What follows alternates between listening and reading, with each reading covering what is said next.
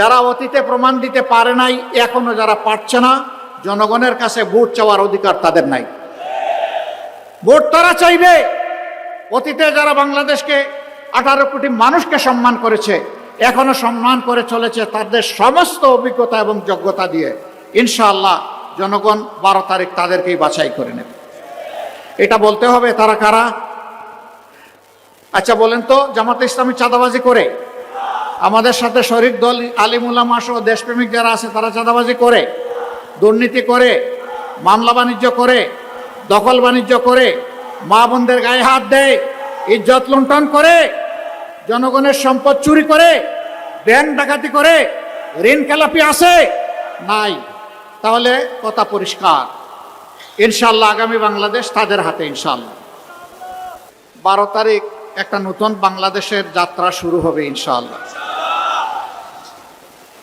54 বছরে যেই রাজনৈতিক ব্যবস্থা, দল এবং আদর্শ আমাদেরকে দফায় দফায় দুর্নীতি, চাঁদাবাজি, মামলাবাজি, দখল বাণিজ্য, ফ্যাসিবাদ এবং বিচারহীনতা উপহার দিয়েছে, এই বাংলাদেশকে পাল্টে দিয়ে ইনশাআল্লাহ আমরা নতুন বাংলাদেশ গড়তে চাই।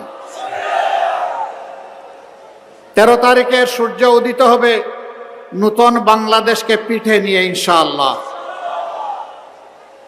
সেই বাংলাদেশে মহান রব্বুল ইজ্জত যদি আমাদেরকে সুযোগ দেন, তাহলে যে সমস্ত ত্রুটি এবং দুর্বলতার কথা এইমাত্র বললাম, আমাদের প্রত্যেকের 2 হাতের 10 আঙ্গুলের থেকে পরিচ্ছন্ন থাকবে ইনশাআল্লাহ।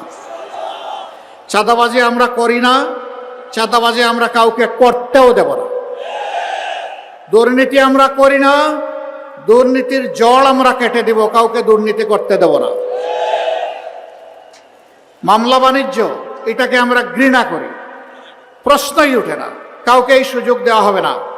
বরঞ্চ অন্যায় মামলা করে কাউকে হ্যারাস করলে তাকেই শাস্তির আওতায় আনা হবে। অনেক সময় নিরীহ মানুষকে মিথ্যা মামলা দিয়ে তার জীবন ধ্বংস করে দেওয়া হয়, তার পরিবার ধ্বংস করে দেওয়া হয়, তার ভবিষ্যৎকে তছনছ করে দেওয়া হয়। ওদেরকে আমরা ছাড় দিয়ে কথা বলবো না। এই বাংলাদেশ থেকে আর কাউকে ব্যাংকের টাকা লুণ্ঠন করে নেতা বনতে দেওয়া হবে না, শেয়ার বাজার লুণ্ঠন করতে দেওয়া হবে না, প্রজেক্টগুলো থেকে চুরি ডাকাতি করে বাংলাদেশের টাকা বিদেশে পাচার করতে দেওয়া হবে না। যে 28 লক্ষ কোটি টাকা চুরি হয়েছে, বিদেশে পাচার করা হয়েছে, আল্লাহ তাআলা আমাদেরকে তৌফিক দিলে মহান আল্লাহ সাহায্যে বিইজনিল্লাহ ওদের মুখের ভিতরে হাত ঢুকাইয়া পেটের ভিতর থেকে বের করে আনবো ইনশাআল্লাহ। সেই টাকা রাষ্ট্রীয় তহবিলে জমা হবে ইনশাআল্লাহ। এই দিয়ে যে এলাকা যত বেশি বঞ্চিত হয়েছে ও যে এলাকাকে যত বেশি নির্যাতিত করা হয়েছে, সেই এলাকা থেকে ইনশাআল্লাহ আমাদের উন্নয়নের যাত্রা শুরু হবে। এখানে মামু খালুর কোনো টেলিফোন চলবে না, এখানে প্রধানমন্ত্রী এবং প্রেসিডেন্টের বাড়ি কোথায় এটা দেখা হবে না। এখানে ন্যায্যতার ভিত্তিতে জনগণের পাওনা নির্ধারণ করা হবে ইনশাআল্লাহ। আপনারা সেই বাংলাদেশ চান? আপনারা ওই বিচার ব্যবস্থা চান যেই বিচার ব্যবস্থা একজন সাধারণ মানুষ যে অপরাধ করলে তাকে বিচারের আওতায় এনে শাস্তি দেওয়া হবে? একই অপরাধ যদি দেশের প্রধানমন্ত্রী কিংবা প্রেসিডেন্ট করে থাকেন, তাদেরকেও ছাড় দিয়ে কথা বলা হবে না, একই বিচারের আওতায় আনা হবে। আমরা বরিশালে 21টা সিট, বরিশালবাসীকে অনুরোধ করব, আপনাদের যত বঞ্চনা, নদী ভাঙ্গন হয়ে সরবরাহ হয়ে যাওয়ার হাহাকার, আরও যত বঞ্চনা আছে, ন্যায্যতার ভিত্তিতে, ইনসাফের ভিত্তিতে আপনারা যদি আমাদেরকে সুযোগ দেন, আমরা কথা দিচ্ছি আপনাদের অধিকারের জন্য লড়তে হবে না, দাবি তুলতে হবে না। এটি আমাদের দায়িত্ব হবে আপনাদের ঘরে এসে এই উন্নয়ন পৌঁছে দেওয়া। আমি আপনাদেরকে কথা দিয়ে যাচ্ছি, যদি আল্লাহ আমাকে কবুল করেন, আমার জায়গা থেকে প্রথম শুরু করব। আমার বাড়ি সারা বাংলাদেশ। আমাকে লোকেরা জিজ্ঞেস করে আপনার ঠিকানা, আমি বলি সাধারণ পরিবহন সমগ্র বাংলাদেশ।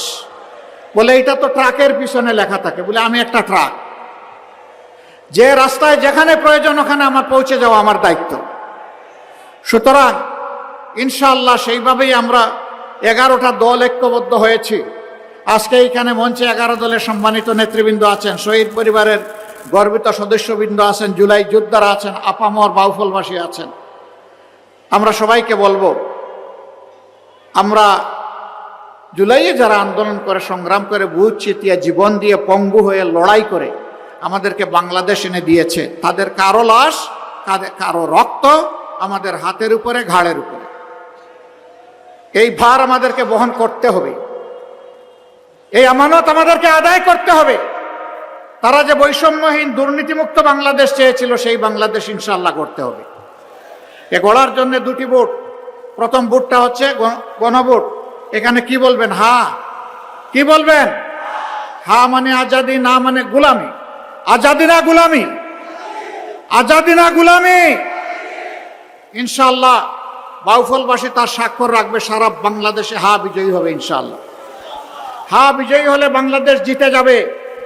আল্লাহ না করুন হা পরাজিত হলে বাংলাদেশ হেরে যাবে। আমরা কি বাংলাদেশকে হারাবো না জিতাবো? ইনশাআল্লাহ হা ভোটের বিজয় হবে, আল্লাহ তৌফিক দিন। দ্বিতীয় ভোটটা সরকার গঠনের। কারা করবে? যারা অতীতে দেশবাসীকে তাদের সততার প্রমাণ দিতে পেরেছে, এখন যারা দিতে পারছে, যারা অতীতে প্রমাণ দিতে পারে নাই, এখনো যারা পারছে না, জনগণের কাছে ভোট চাওয়ার অধিকার তাদের নাই। ভোট তারা চাইবে। অতীতে যারা বাংলাদেশকে 18 কোটি মানুষকে সম্মান করেছে, এখনো সম্মান করে চলেছে তাদের সমস্ত অভিজ্ঞতা এবং যোগ্যতা দিয়ে। ইনশাআল্লাহ জনগণ 12 তারিখ তাদেরকেই বাছাই করে নেবে। এটা বলতে হবে। তারা কারা? আচ্ছা বলেন তো, জামাতে ইসলামী চাঁদাবাজি করে? আমাদের সাথে শরিক দল আলিম উলামা সহ দেশপ্রেমিক যারা আছে তারা চাঁদাবাজি করে, দুর্নীতি করে, মামলা বাণিজ্য করে, দখল বাণিজ্য করে, মা বোনদের গায়ে হাত দেয়, ইজ্জত লুণ্ঠন করে, জনগণের সম্পদ চুরি করে, ব্যাংক ডাকাতি করে, ঋণ খেলাপি আছে? নাই। তাহলে কথা পরিষ্কার, ইনশাআল্লাহ আগামী বাংলাদেশ তাদের হাতে ইনশাআল্লাহ।